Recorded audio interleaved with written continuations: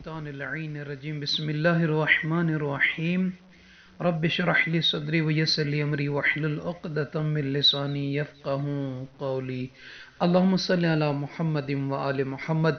سامعین عزیز مومنین مومنات، ایام فاطمیہ ہیں، ایام حزن، ایام ملال، ایام گری و بکا ہے۔ دعا کرتے ہیں کہ پروردگار عالم تمام عزاداروں کو، تمام سیدہ فاطمہ الزہرا کی محبت کا دم بھرنے والوں کو اللہ تعالیٰ اپنی حفظ و امان میں رکھے۔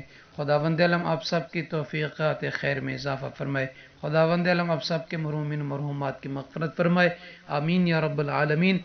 آج آپ مومنین مومنات کی خدمت مبارک میں، مبارک سماعتوں میں بہترین دو وظیفے جو دو علماء کرام جو ہمارے فقہ جعفریہ کے جید عالم دین تھے، سابقین میں سے جو گزر چکے ہیں، ان کی وہ بیان کرنا ہے۔ بہت ہی مختصر ہیں، بہت ہی آسان ہیں۔ دیکھیں، انسان کے زندگی کا نہیں معلوم کب اختتام ہو جائے۔ ہم چاہتے ہیں کہ اپنی زندگی میں کچھ ایسی چیزیں کر جائیں کہ جو ہمارے لیے صدقہ جاریہ بنے، جو ہمارے لیے باعث مغفرت و بخشش بنے، جو ہمارے لیے ذخیرہ آخرت بنے۔ اس لیے میں کوشش کرتا ہوں کہ آپ مومنین کی مبارک سماعتوں تک پہنچانے کے لیے فرامین معصومین، اقوال معصومین، ارشادات معصومین علیہ الصلوۃ والسلام سے ایسے وظائف اور اعمال اور علماء کے بتائے ہوئے وظائف بیان کروں جس سے میرے لیے بھی اور آپ سننے والے مومنین کے لیے بھی دنیا اور آخرت کا توشہ بن سکے، ذخیرہ بن سکے۔ تو سامعین عزیز، یقیناً دل خوش ہوتا ہے جب کوئی مومن یا مومنہ ہمارے حق میں دعا کرتے ہیں، ہمیں کمنٹس میں دعا دیتے ہیں۔ اللہ تعالیٰ آپ سب کو خوشیاں دے، ہمیں بھی خوشیاں دے، اور دعا کرتا ہوں کہ پروردگار عالم مجھے توفیق دے میں زیادہ سے زیادہ اس طرح سے اقوال معصومین علیہ السلام سے بہترین، مختصر سے آسان سے وظائف آپ مومنین کی مبارک سماعتوں تک پہنچاتا رہوں، کیونکہ مجھے جناب فاطمہ الزہرا سلام اللہ تعالیٰ علیہ کے ایک وہ واقعہ کہ جسے میں نے پڑھا کہ جب کسی خاتون نے کوئی سوال کیا تھا تو اس وقت وہ تھوڑا شرمانے لگی، تو تب جناب فاطمہ الزہرا سلام اللہ علیہ نے فرمایا کہ میں ہرگز سوال کے جواب میں خداوند عالم سے اس سے کہیں زیادہ جزا حاصل کرتی ہوں، اور ہرگز ملول نہیں ہوتی اور تھکن کا احساس نہیں کرتی۔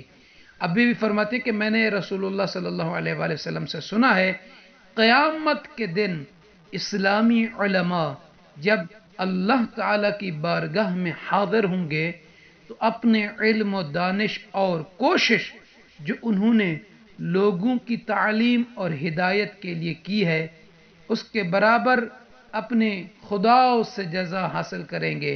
تو جزائے الہی کی اس کوشش میں لگے ہوئے ہیں کہ پروردگار عالم ہمیں بہترین جزا عطا فرمائے اور آپ بھی بہترین جزا حاصل کریں۔ تو سامعین عزیز مومن مومنات، دو وظائف جو آپ کی مبارک سماعتوں تک پہنچانے کی ہم نے کوشش کرنی ہے، وہ بیان کرنا ہے۔ تو دیکھیں، پیغمبر اکرم صلی اللہ علیہ وآلہ وسلم کی بیٹی جناب فاطمہ الزہرا سلام اللہ تعالی علیہ پر ہدیہ صلوات کے عنوان سے ایک ویڈیو ہم نے اپلوڈ کی ہے۔ آج بھی دو علماء جو سابقین گزر چکے ہیں، شیخ جعفر آقا مجتہدی رحمۃ اللہ علیہ اور آیت اللہ علی معصومی، ان کے بیان کرنے ہیں۔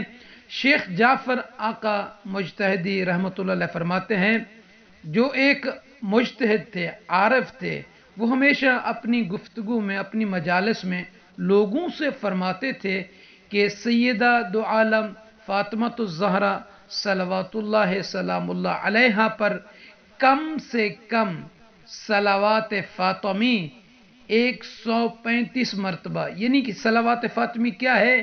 یعنی وہ صلوات جو بی بی کے نام یعنی فاطمہ کے نام کے عدد کے برابر صلوات پڑھا کرو۔ جناب فاطمہ کا نام جو فاطمہ ہے، ان کا عدد جو نکلتا ہے وہ 135 ہے، تو یہ صلوات فاطمی کے نام سے یعنی 135 مرتبہ جو بی بی کے نام کے برابر عدد ہے، وہ کہتے ہیں کہ اس کو پڑھا کرو۔ کیوں؟ وہ فرماتے ہیں کہ بی بی پر اس طریقے سے صلوات پڑھنے کی برکتیں اور فوائد ساری برکتوں اور فوائد سے ہٹ کر ہے۔ یعنی اگر کوئی شخص جناب فاطمۃ الزہرا صلوات اللہ السلام علیہ پر صلوات فاطمی 135 مرتبہ پڑھے تو وہ اللہ تعالیٰ کی طرف سے برکتیں اور بہت ساری فوائد حاصل کریں گے۔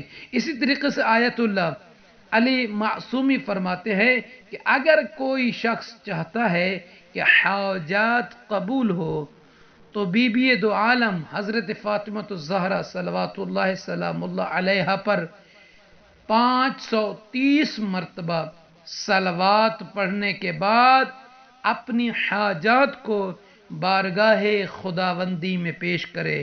وہ فرماتے ہیں اگر کوئی اسی طریقے سے یعنی 535 مرتبہ یعنی اگر کوئی شخص اسی طریقے سے 530 مرتبہ صلوات جناب فاطمۃ الزہرا سلام اللہ تعالی علیہ کو ہدیہ کرنے کے بعد اپنی حاجات کو طلب کرے تو حتماً اس کی تمام حاجات قبول ہوں گی۔